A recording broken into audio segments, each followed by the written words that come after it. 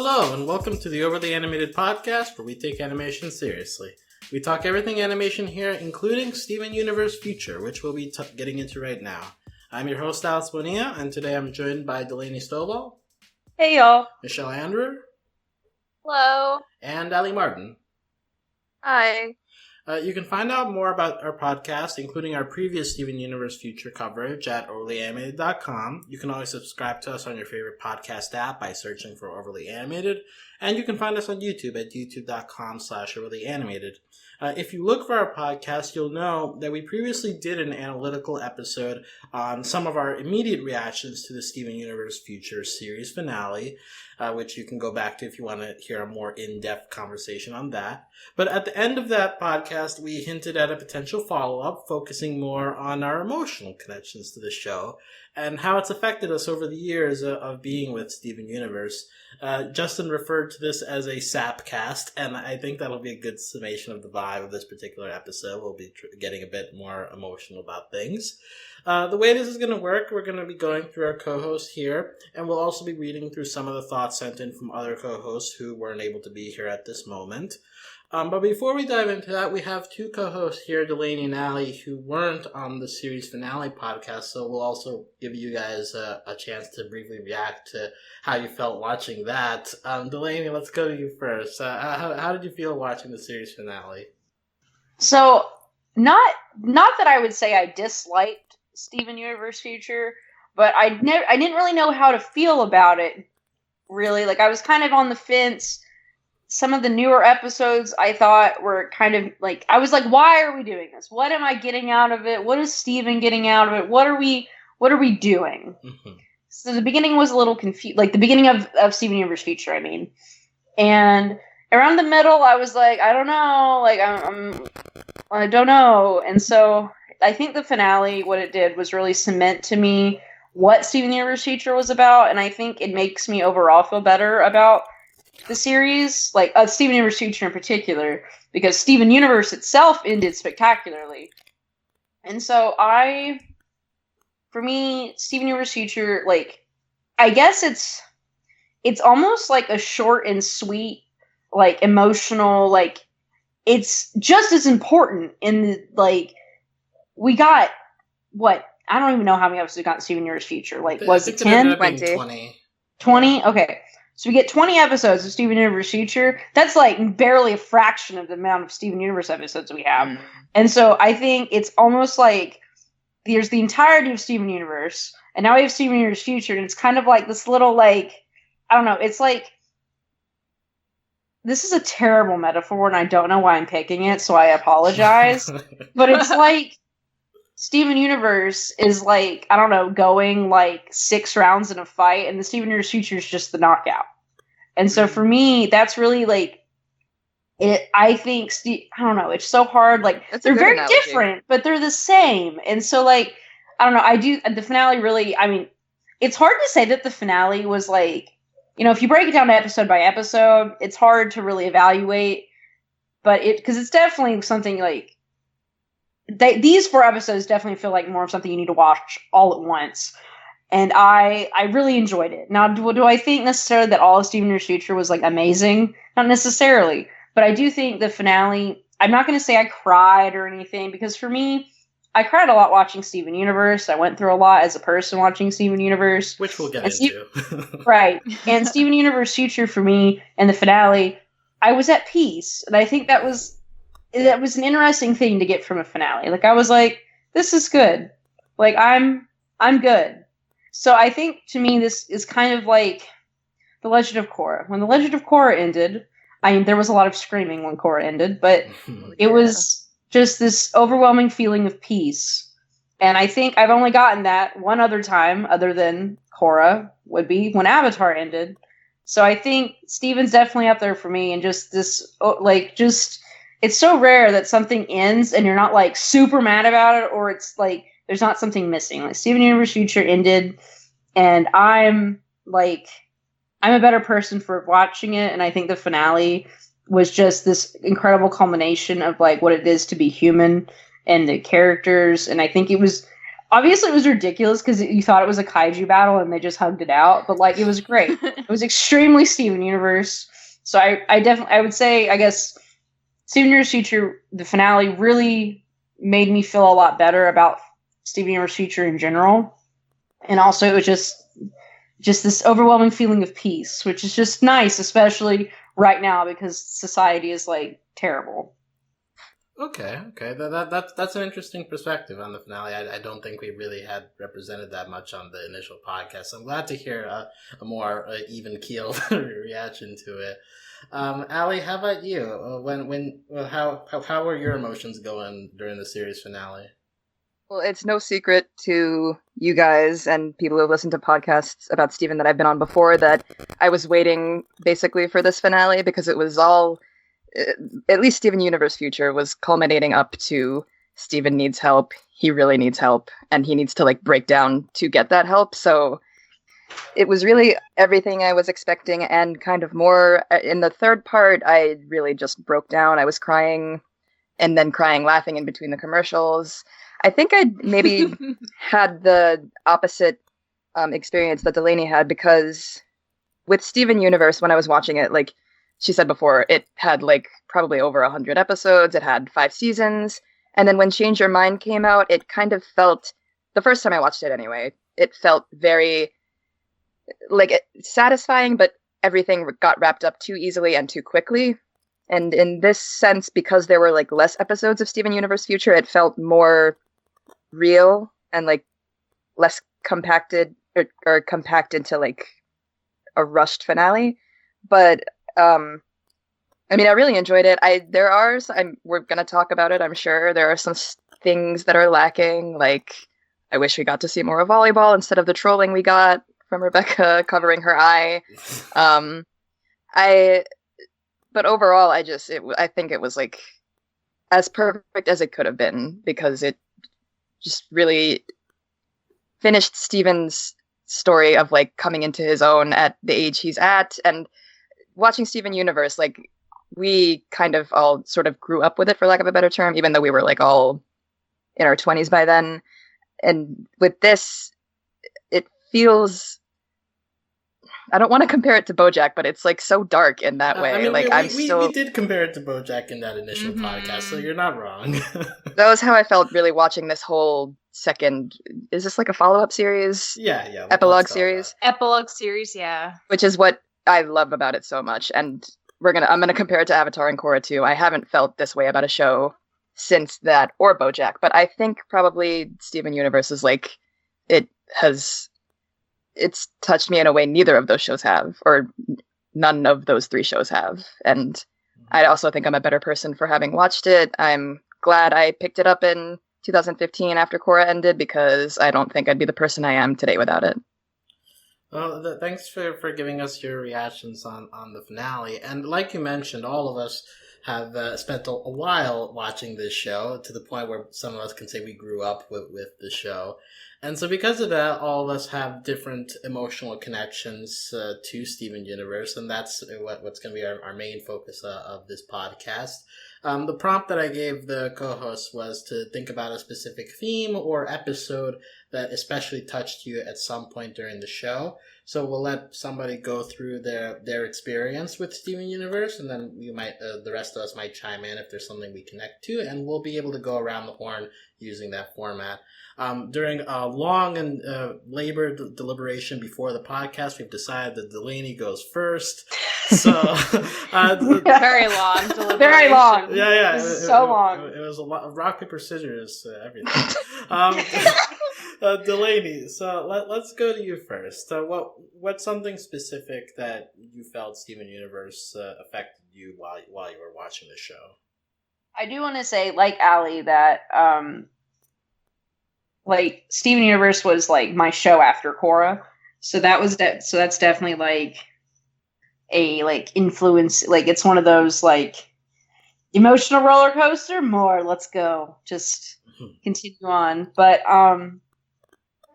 so part of that. So again, Korra, I realized I liked girls during Korra. Hey. And so then Steven Universe was kind of that whole like gay, like I was the baby gay during Steven Universe. And now I am a junior deluxe gay, I guess. Like, I'm not really sure. Very close to being full-fledged. I'm at this almost point. a full-fledged gay. I think when I get married to my fiance, we will be full gays. Unsure, but close. But, so, junior deluxe gay right here. And so, I was a baby gay during the time of Steven Universe, but...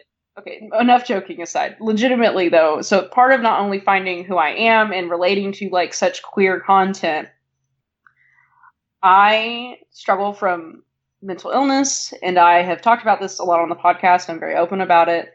I have OCD, and I have a definitely generalized anxiety disorder, and probably just a little bit of a touch of a panic disorder. And something that Steven Universe has not only done... like for me personally, but it's also something that is very important to mine and my fiance's relationship is the episode Here Comes the Thought. Mm-hmm. And the song itself is not only gorgeous and amazing, but it means a lot to me and her personally. So again, with something with OCD, a lot of people think, it's cleaning or whatever. That is some people that it's how OCD manifests. A real, very prominent and really horrifying kind of symptom of OCD is intrusive thoughts. And that, to me, is what Here Comes the Thought is about. It's not only about having anxiety, it's also about these intrusive thoughts. And for me, that song, it's kind of like freeing. And also, I use it to calm down. Like, when I'm stressed out, I play it. And it helps me calm down. When my fiance and I first started dating, she painted me a picture with the lyrics from Here Comes the Thought, and I treasure it. When we are not having a wedding, this isn't because of like current events, this was decided before, but when we thought we were having a wedding, we were going to walk down the aisle to Here Comes the Thought. So I just want to like, it's literally like the instrumental version. We didn't have to have the lyrics, but I mean, that's like, right. Like, you have to have Yeah. Estelle sing at your wedding. right. Yes, bring her Estelle. in.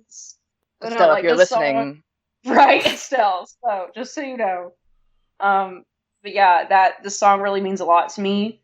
I mean, so much, like, I'm not even just because, like, yes, obviously I knew I was going to be on this pod today, but, like, I mean, last night I was, like, flipping out, and I was like, can you please play Here Comes the Thought for me before I go to bed? To my fiance, who then dutifully played it on her phone for me. And, like, it's just, there's so much, and this isn't just in Here Comes the Thought, this is definitely a theme throughout Steven Universe. And I think that's why I gravitated so much towards Garnet. Not just because she's a literal embodiment of being a lesbian relationship, and that's what she is, but also Garnet is such a calming and soothing presence. And to the point of, like, ridiculousness sometimes. But I really, like, that has really had a huge impact on me and my mental health. And, like, Here Comes the Thought is definitely something I've been able to use to explore. And Steven Universe has always been a safe place. And just, having that queer representation, especially when you're coming into your own, and just that, dealing with anxiety and, everyone can have their own interpretations, and what I think is definitely OCD, and we know they deal with mental illness on the show. And then also, like, kind of leading back into Steven Universe Future, I've really grown up with Steven, and it sounds weird because I'm, like, significantly older than Steven, but by that same token, and I had tweeted about this, was that I have, obviously without, like, gym nonsense, I have followed the same path as Steven. Not to the extent of, like, physical trauma, but, like, this whole, like, realizing that you're not okay, and that it's okay to get help, and then coming into that acceptance. I can say that I am, for probably a year or two now, I'm post Steven, like, I'm post where he is in Steven Universe Future. I think that's part of what brought me so much peace. I think when Steven Universe Future ended is that, like, I'm happy and Steven can be happy too. And I think that's a really comforting thought. And also it's just so validating. Thank you, Delaney, for that. Yeah. That was really, really well done. I will say, with regards to the connections with mental illness, I'm in a similar place with you, Delaney, in that Steven Universe Future to me it comes at a time where I feel like I'm a little post that, but I definitely recognize myself that I was at a time in Steven's place. Somewhat related to that, like earlier in the show, I mean, Amethyst also like has some connections of like going through like the mental illness connections in terms of like self-loathing, and the insecurity, like it's so relatable, right? So like Steven is the main focus, but I think that the show has from the beginning has had bits and pieces where those of us who have dealt with the different kinds of mental illnesses can connect to and see how the show like positively shows different coping strategies over the course, to the point of like being as direct as Here Comes a Thought, where that's like literally demonstrating a coping method there. So I think a lot of people in that situation connect to Steven Universe in different ways, and Here Comes a Thought seems to be the headliner, because I've heard a lot of people connect to that episode in particular. I don't know if Michelle or Allie, you have anything to add here? So many things. Give us one thing, Allie. Well, I want to talk about the music, first of all, because not only are the lyrics, very poignant, am I pronouncing that right? Yeah. Like, they're just done so well in the way each character has their own instrument and the way they complement each other when they're singing together or when they even fuse into a new gem. It's just so perfect, and everybody who worked on the show is just they have such talented, creative, big wet brains, and I love them so much. Okay, big wet. Did you say wet? Yes, because that's the proper term. Is it? I like it. You want a brain to be wet, not visual. Hard.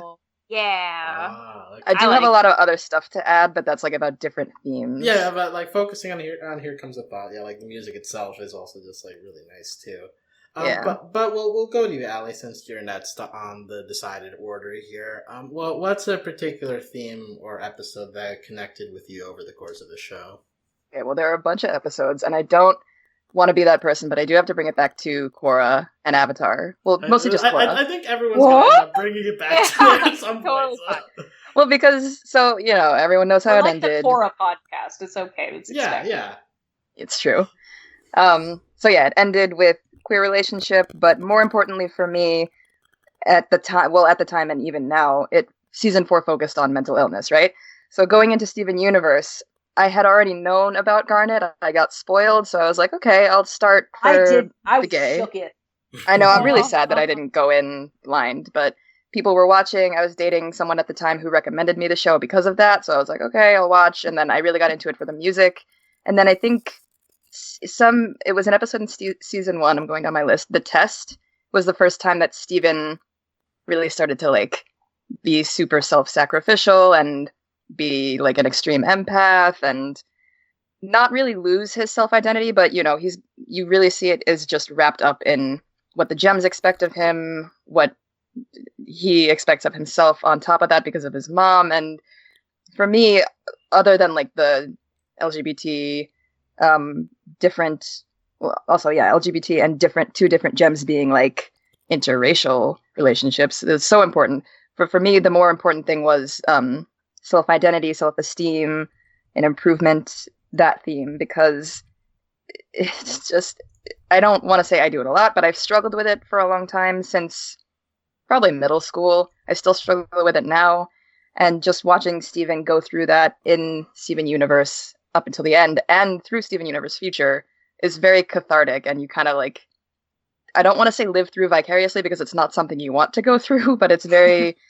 It's nice to have that validity watching a character go through the same things you've been going through.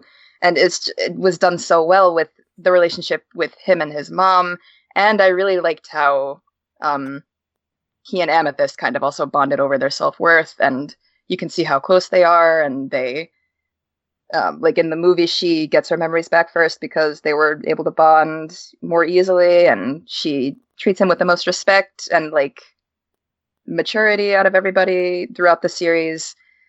And I don't know. There's so much. I have a lot of notes, but that was number one for me because I didn't expect that, and I don't know why. Because like I always go into, especially animated television nowadays, thinking like, okay, this is going to be heavy, and I'm ready for it. But I didn't expect that from this because the first season was very lighthearted until like around the 30s, and then it just got like way out of control, and I was like hooked. Yeah, it's interesting it uses the word self-identity because I think the beauty of Steven Universe is that it does deal with identity throughout its show, and that can be applied in so many different ways, right? Like, we've already talked a little with Delaney, like queer identity, like finding yourself in terms of your sexuality, but also like this show deals with like identifying your purpose in life, identifying where you fit within your relationships within families and friends. Like it deals with identity in a lot of different ways that I feel like it connects with a lot more people because it hits all the different angles.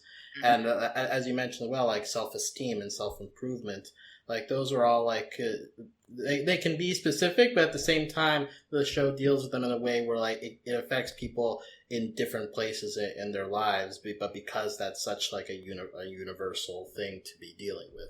I also really like that Rebecca confirmed that like being too empathetic can be a huge flaw because you often wind up hurting more than helping. Like in Rose's case, like or Pink Diamond, whatever, she tried to help other gems, but she wound up getting them corrupted. She abandoned both of her families, even if she thought it was for the right reasons. And then Steven starts doing that kind of thing in Steven Universe Future.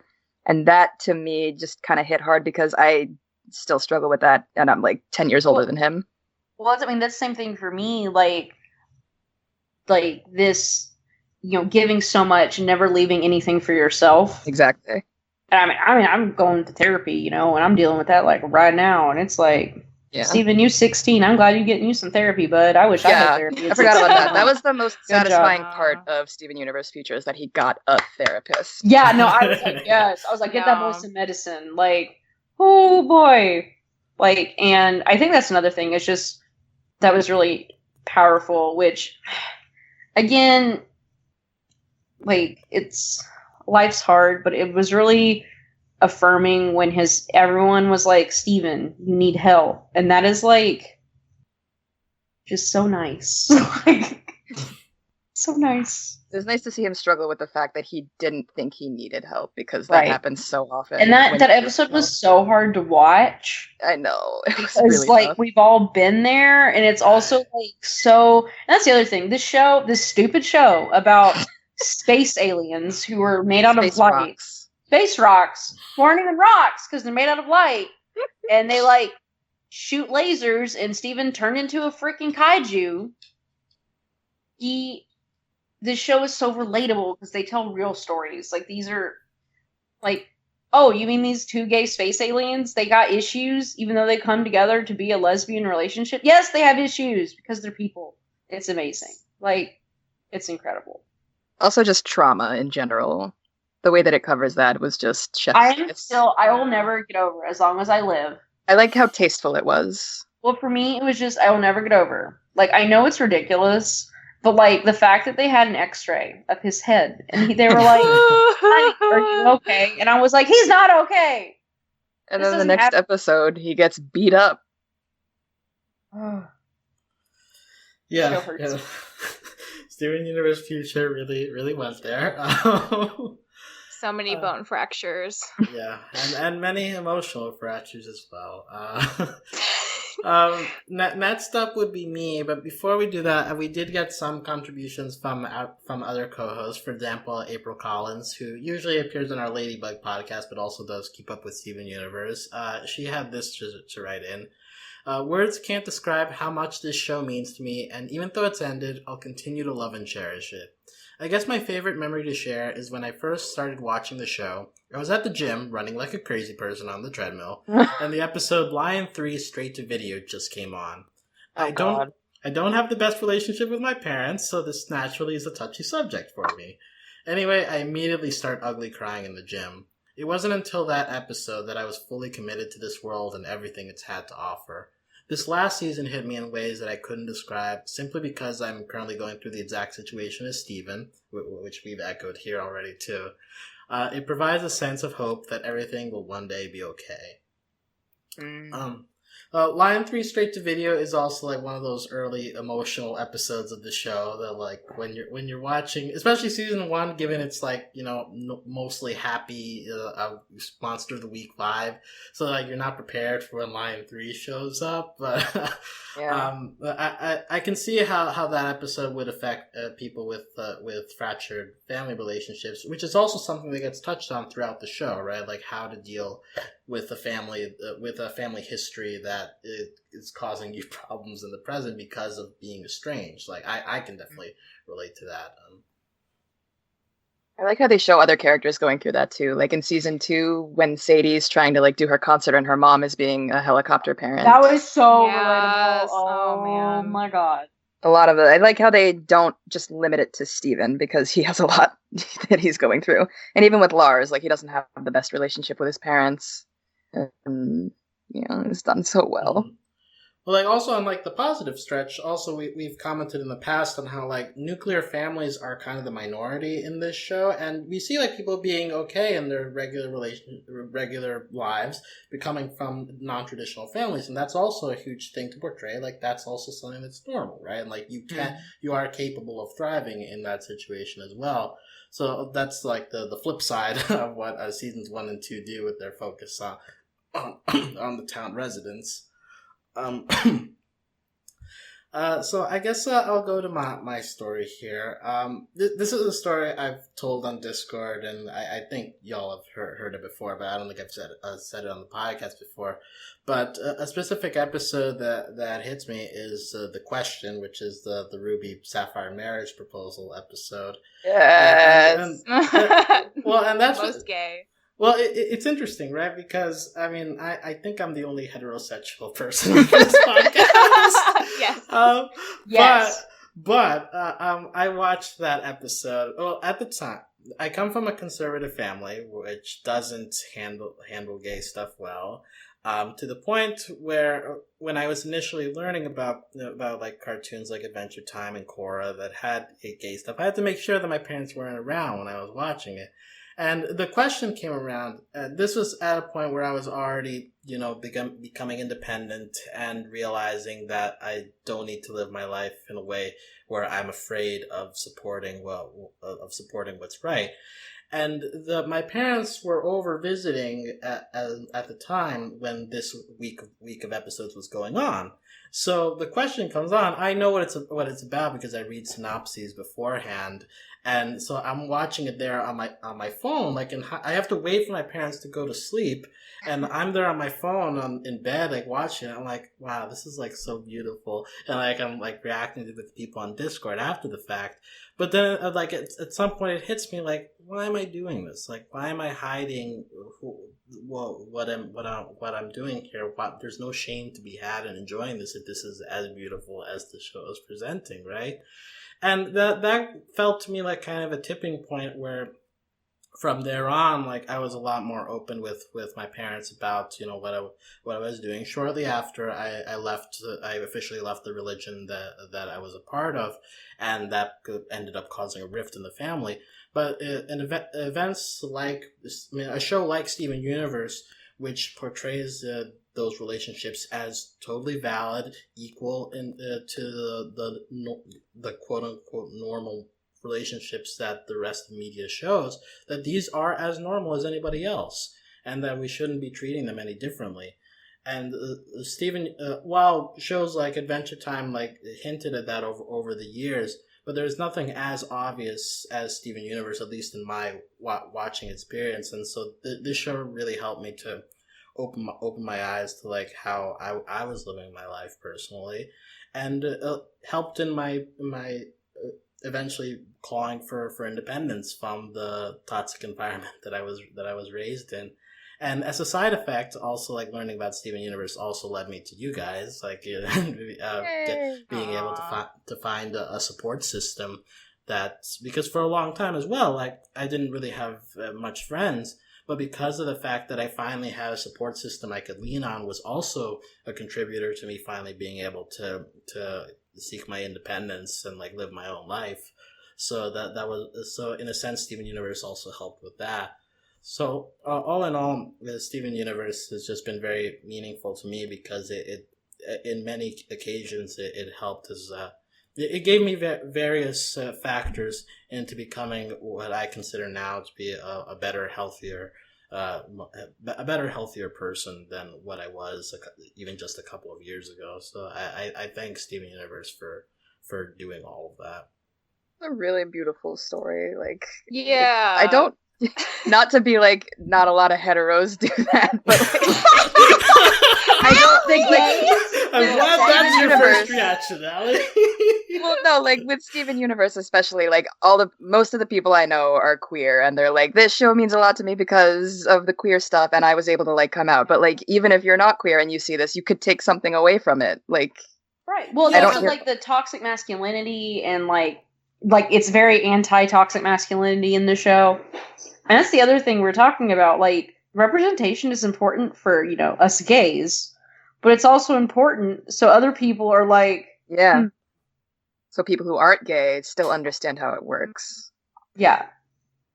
Like, I think, and like, I'm really, not to be like, to be, very serious. Like, I'm really happy for you. And like, yeah, me too. And it's also just, and that's also extremely, like, obviously not the same as having to come out to someone, but it's very much like, it is a closeted life. Mm-hmm. And it's hard to not be who you are. And I will say, like, I was lucky enough that when I came out to my parents that they were extremely supportive, but it's definitely, it's hard. Like, I'm lucky in my immediate family, but I can't talk to like extended relatives, and I have a very small family. Like, I can't talk to like family members about like certain things, and it's extremely isolating. Mm. Yeah. And I had a very similar experience with, like, I found from the spirit world, a other podcast that some of us were on when I was 16, and I've been here since then.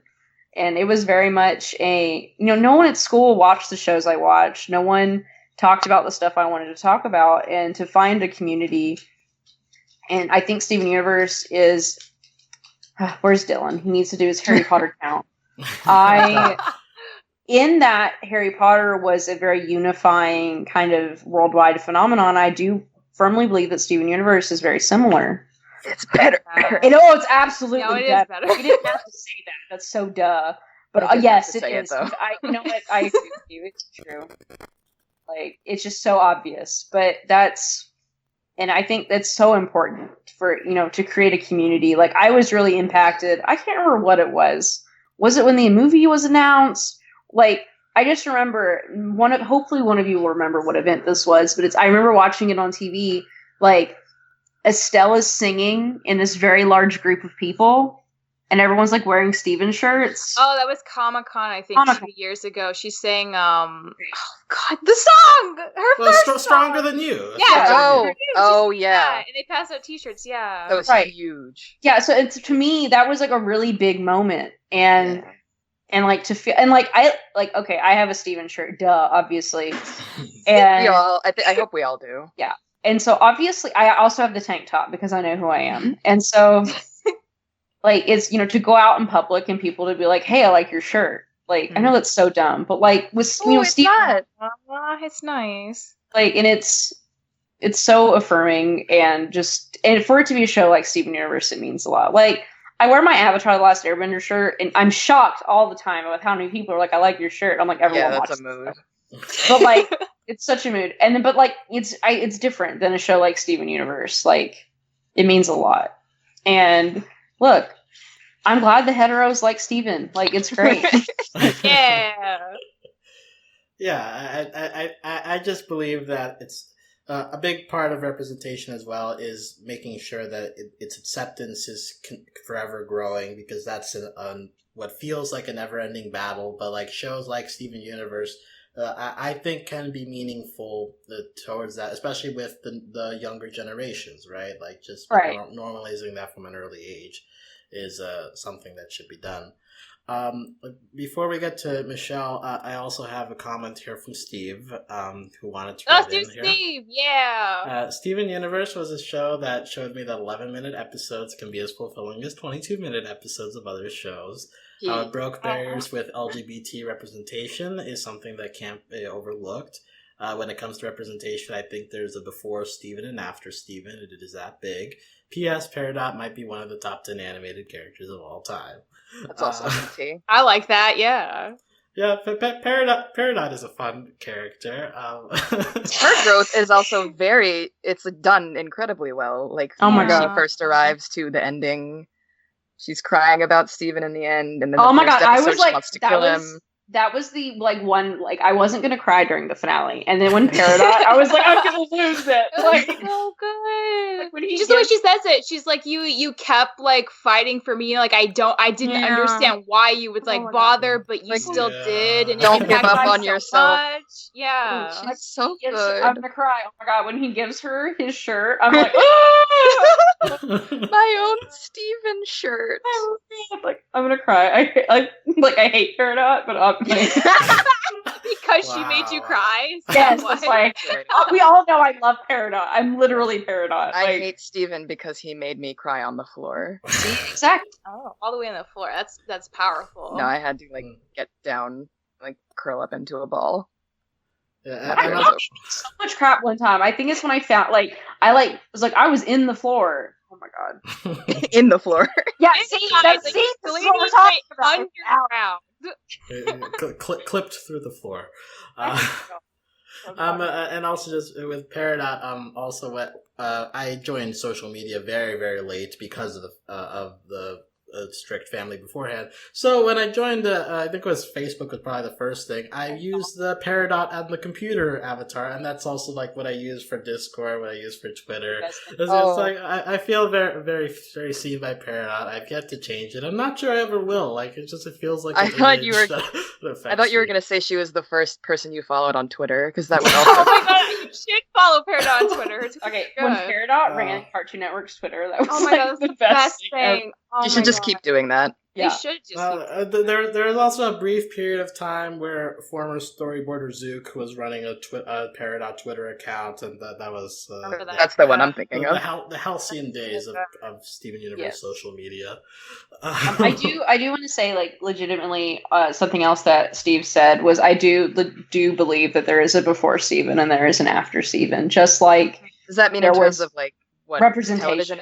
Yeah, like there is a before Korra and there is an after Korra, and Steven follows in the tradition that, like, it's hard not to draw everything back to Korra and then everything that came afterwards. And I mean, Rebecca Sugar and the entire team at Steven Universe has fought tooth and nail, and they have put it. The fact that they the stuff they got away with in the beginning was like crazy, and then and then they just kept pushing, and they're like, they're gonna make out on TV and they're gonna get gay married, and you have to deal with it. Like, oh my god, the fact, and then because of Steven Universe, probably they were like, okay, we're gonna have rats get married on Arthur, and I'm like, that's right, guys. That's right.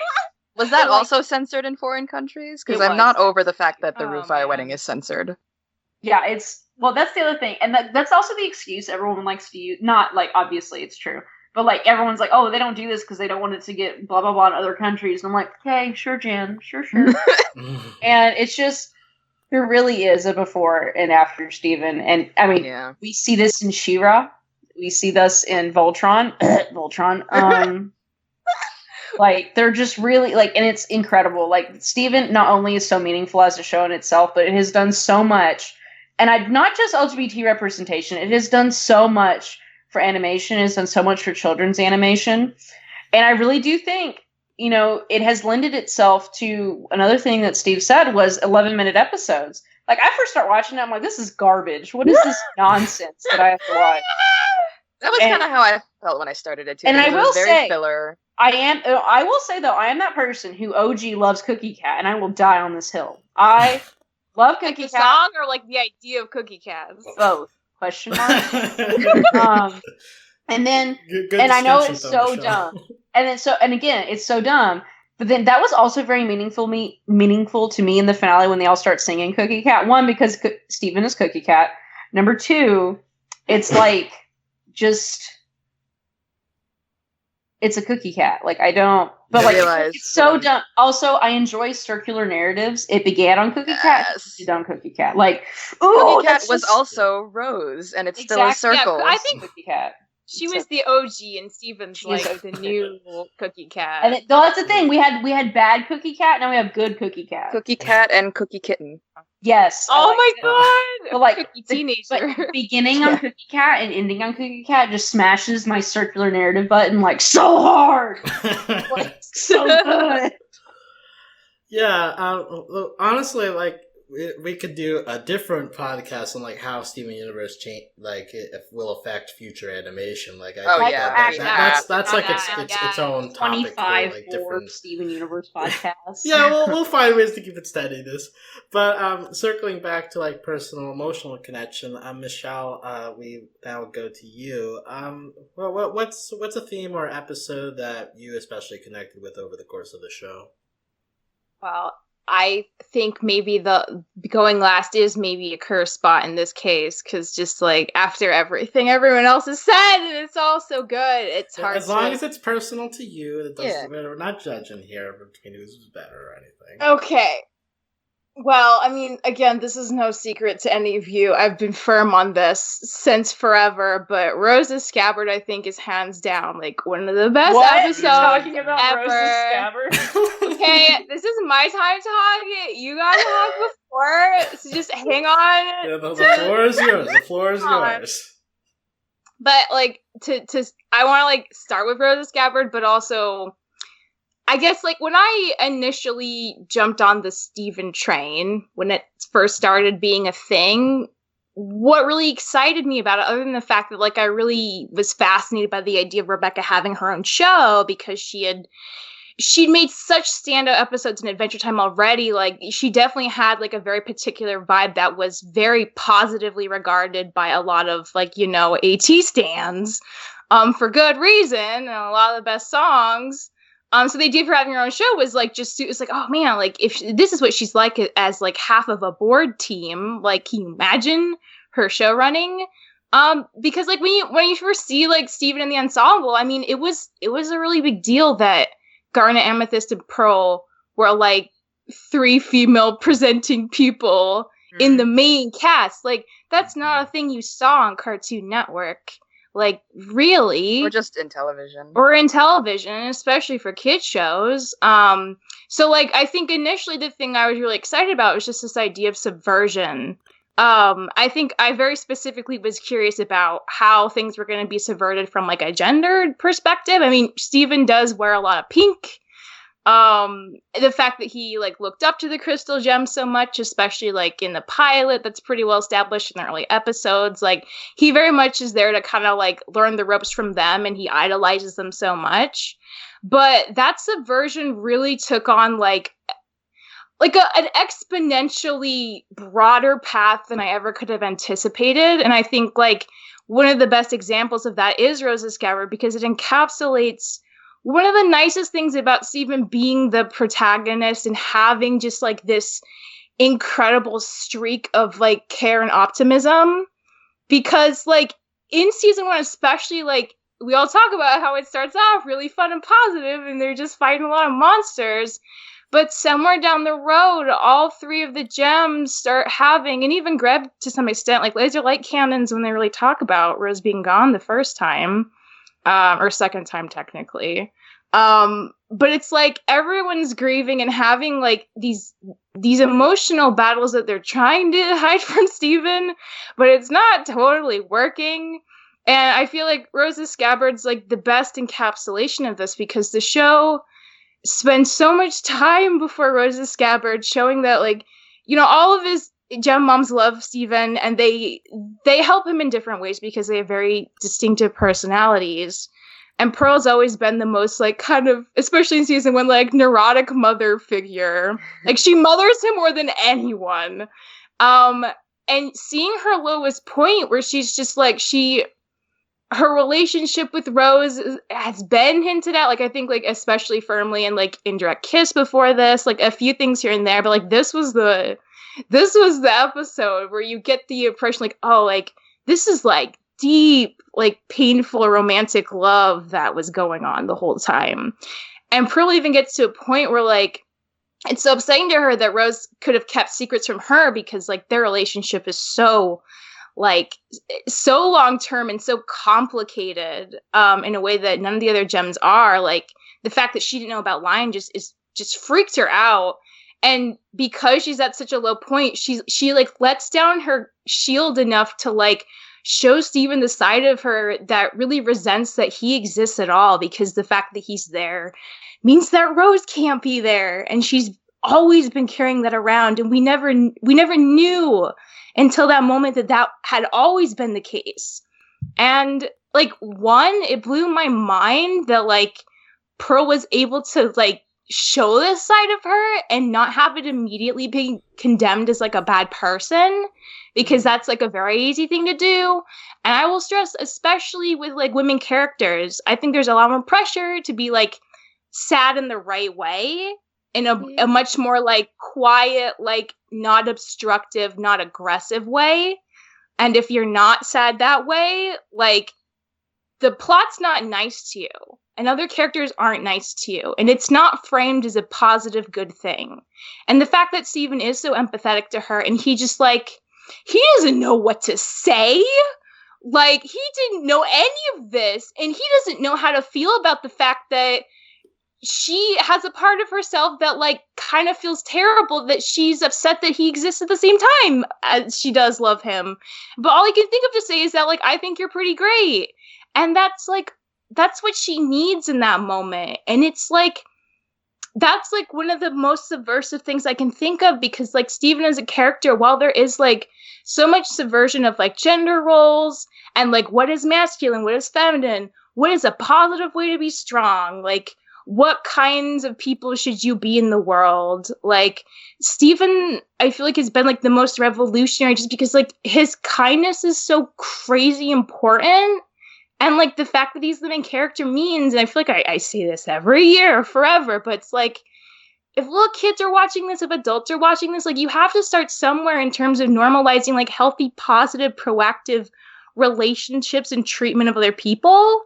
And that's just, like, the best example to me. It's such a good encapsulation of what Steven had done up to that point and goes on to do. Like, he does it with Lapis, he does it with Peridot, he does it with the Diamonds, and the show, like, as any good show, like, it further complicates those things, because I do agree that, like, Steven took empathy to a really unhealthy place after a while. Like, these aren't things Steven should have to, like, he doesn't really have the emotional bandwidth as a child to deal with these things, but I think, like, that aside, it is still a really, like, I always, like, think it's fascinating that, like, the Crystal Gems hated Lapis. Like, they wanted nothing to do with her. They wanted to keep her cracked in that mirror forever.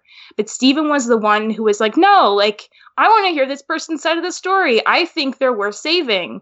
And he does that over and over again, despite, like, what other people in his life that are portrayed as good people think. Like, Steven is the one always giving people second chances. And I don't think that's, like, simplistic or dumb. I think that's, like, so amazing as a message. So, like, I don't know, I just, like, honestly, like, the hopefulness of Steven as a show, and just, like, how that vibe affects so many interpersonal relationships and so many character arcs is, like, hands down what I think is, like, the best thing about it. Because, I don't know, it just, that's the kind of energy, like, I want to see in the world, and that I want to see, like, other shows, especially children's shows, carry forward, because obviously you can do so much with that in very specific ways. You can still talk about trauma and pain and give characters, like, enough real personhood to be interesting and feel like real valid people that you relate to. And you can also be very queer and very subversive. But I feel like the ultimate message of it just being, like, be a good person, care about people, don't be an asshole, like try to help people, not hurt them, like fix your messes when you up, because you will up, and the up's not always the worst thing, and the getting better is. Like, honestly, I think that's like the most amazing thing ever, and it's just like it was handled so succinctly the entire time in the show, which is a feat in of itself, but it's just like it's so empowering, and I'm just so proud of them. Yeah, that very, very well said, Michelle. I think you did a really good job. Even Delaney is putting in chat, beep, beep, I love Michelle. Yeah, no, that's can I compare it to Avatar again? I hate to be that person, but I have to. Because I went in seeing Steven, he reminded me so much of Aang in the fact that they're both very optimistic, empathetic people, and they try to be a pacifist whenever it's possible. But the difference I really liked was that Aang went from, I don't want to fight, it's not good, ever, bad, bad, bad, to sometimes it's necessary. And Steven kind of, from the beginning, was like, not I want to fight, but like, I want to like kick ass and take names because it's my destiny, to I don't want to fight and let's talk things out if it can be avoided to fight, because fighting is never the best answer. And they do it so well, like you were saying, even with like the way that Pearl is not like depicted as like she's gonna hurt him or something, but like no, that she doesn't really want him around, even though she cares about him, and he still handles it in a very, very optimistic way. That you're like, how can you do that? You like, don't you feel bad? But he's just such a precious boy, and in that way, I feel like he was not handled better than Aang, because it's a very different universe, but he's just more pure, and it works in a different way. Well, it's hard to say for me how much was I already going to be like this versus how much Steven Universe has influenced me, but I absolutely believe in radical kindness. I've actually, as of March 28th, I've been vegetarian for 5 years, and I firmly believe in the value of all life, and that is something that Steven Universe has hit upon. And like what you were talking about, like that is to me like the most meaningful thing that Steven Universe has probably done for like the universe. But I think that's really like why Steven is so impactful. And there aren't shows like this. There's always drama for the sake of drama, or like you have to fight. And like I know we all joke like, oh wow, I can't believe Steven Universe ended on a giant group hug. But of course it did. Yeah. Like, of course it did. Yeah. And like that was, and we'd be like, oh, we made a new villain. Well, when are they going to be best friends? Like, but like that doesn't happen. Like it is the norm in Steven Universe, but it's not the norm in literally any other show. And I think another big influence Steven Universe has had is on another one of our shows, She-Ra. Like Adora is very much a character that I think is walking in Steven's shoes. And she, she is so painfully good to her own like detriment. And that's just a really like, it's just so important. And these characters, like, these things don't exist in live action shows. Like this doesn't happen on like, quote unquote regular TV. And to have watched this for years and to know that there are children watching this, and also, people our age and people in between and people older, and like, it's just such an important message, especially, I think right now. Yeah. Yeah, because like honestly, like when you think about, like you're saying, Delaney, there is that joke of like, oh, there's a new villain. When is Steven going to be the best friend? The reason that feels really like understandable and not frustrating is because Steven always works really hard to like understand where everyone else is coming from, and he takes the time to kind of get their perspective, and it's always different. Like Amethyst's like arc is so different from Peridot, who's so different from Pearl, who's so different from Garnet, who's so different from Lapis. But Steven always takes the time to like sit down and talk to them and kind of like come at a situation in a way that makes sense for them, which is a lot of like personal attention to detail. And I feel like that's like one of the best things too, because like it's so much easier to just like hate what we don't understand And it's so much harder to try to like empathize and work with someone that we don't know about or we have no experience about before. But like, as the show reflects, like it ends up being a lot more rewarding. Like I always keep thinking back to Future. It's like, I know Steven's like a giant kaiju worm, but also there are so many people in his life that are going to help him through this that is a direct result of all the time and care he spent in making them important to him and has actively been improving their lives before this. So it's really a testament to him that they're all here over anything else. And I think that's so great. Like, again, like I don't think it's simplistic to think that like when you see someone or something and someone tells you like, oh, well, that thing's just bad, like don't worry about it, and to actually question it and be like, well, like maybe it's not, like maybe we should like reconsider and maybe I'll try to talk to them anyway or try to go for the situation anyway, like the diamonds. It might not always be successful, but I think like the spirit of wanting to understand and work through that, like be that optimism or, you know, compassion or confidence, I feel like it's one of the worthiest goals you can have as a person existing in the world, you know? Michelle, can I ask you a question? Yes. Because I know you love Jasper. Is it because she's like basically the opposite of him? I mean... Like, I do understand that she's a very compelling character, but especially with the way the series ended, I want to know what your thoughts are. I mean, they have changed a little. Like, Rebecca doesn't talk about Jasper a lot in the past. She has more now in Future in ways that have been really eye-opening to me. She does reflect a lot of negative things in Future that Steven's kind of going through, which is not good for her or him. Mm-hmm. But I think initially the thing that was so sad about Jasper is, like, you know, all the gems, if you're a crystal gem or a homeworld gem, like everyone is kind of struggling with their own stuff and Jasper's no different.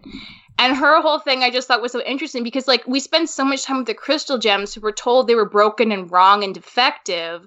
So they're like the underdogs. Jasper's not an underdog. She is like the shining example of what a homeworld soldier can be, even though she was technically born on Earth and that's part of her baggage. She's like, oh, I was on the planet that got conquered by rebels and that's embarrassing.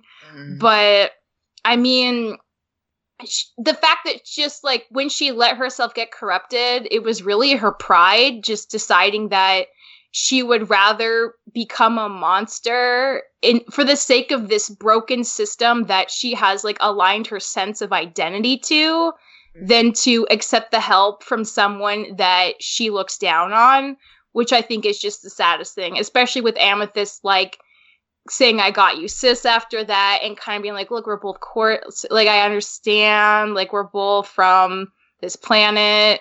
I just, it's just, like, kind of tragic in a way, and I just, like, I keep hoping she's gonna, like, push through that. Yeah, that makes more sense. Yeah. I thought you were just, like, I love that she's a villain, but the fact that it's a sad story makes more sense. Yeah, I mean, she also just, her character design, like, I'll never... Yeah, no, she's great. Like, Scorpia's, like, I keep saying he's, like, Jasper 2.0, but, like, when Jasper first came out, like, again, like, I don't think I'd ever seen, like, an animated butch, like, person exude what Jasper was, and everyone immediately was so in love with her. Like, the fan art, oh my god, at the end of the season, come pouring in. Yeah. I think with that we'll begin wrapping up. As you can tell, we've all got our different connections to the show over time. Wherever you're listening to us, whether this is at overlyanimated.com, if you're listening to us on YouTube, feel free to leave comments on your own of like if Steven Universe has had an emotional connection with you. I'm not going to speak for you guys, but I will say like it always feels a bit therapeutic when I'm able to like share out loud like how my life has changed because of the Steven Universe. So maybe a similar emotion will come out of you guys if you share your thoughts as well. And you can also find us on Discord if you want to chat with us directly about Steven Universe or other animated topics at overlyanimated.com/Discord. We'll be crying about it for a while, so feel free. The Steven Universe channel will be there forever and ever, even if it never comes back. But so you can also support us via Patreon at patreon.com/overlyanimated. Thanks to all of our current patrons, especially our patron of the podcast, Nicholas, aka Nickelodeon. And thanks as always to our Patreon executive producers, Ryan, Steve, Beatrice, Hugh, Michael, and Needle. Besides Steven Universe Future, we've also recently covered Miraculous Ladybug. That podcast is still a truckin', including Delaney there. Also, we talked about The Owl House, which recently had its mid-season finale. Upcoming, maybe Fruits Basket. I don't know what the situation is with that. We In have like to a couple do weeks. it. So that may be coming back in May. We'll talk about aforementioned show She-Ra. Wait, I thought that was coming back. Oh, never mind. I thought you were talking about Fruits May's a Basket. big month, yeah. Yeah, May is Rick and What do we got? Morty We got, as well, but, And But She-Ra? also She-Ra. Yeah, She-Ra finale. Yep, She-Ra. Oh, and oh Rick and Morty. no! Yeah, it's a lot. Yeah. So we will be around to talk about other animated shows. It's possible we'll find another topic to talk about with Steven Universe Future. So just one So mentioned many. earlier. No, But, we're never going to talk about Steven ever again. Okay, Last fine. one. We won't invite you, Delaney. Fine. It's Now, wait a over. minute. But yeah, thanks for listening, guys. It's been a pleasure talking about this to the microphone. Whenever we talk about the animation again, we'll be back. But until then, later. Bye. Bye. Bye. Bye.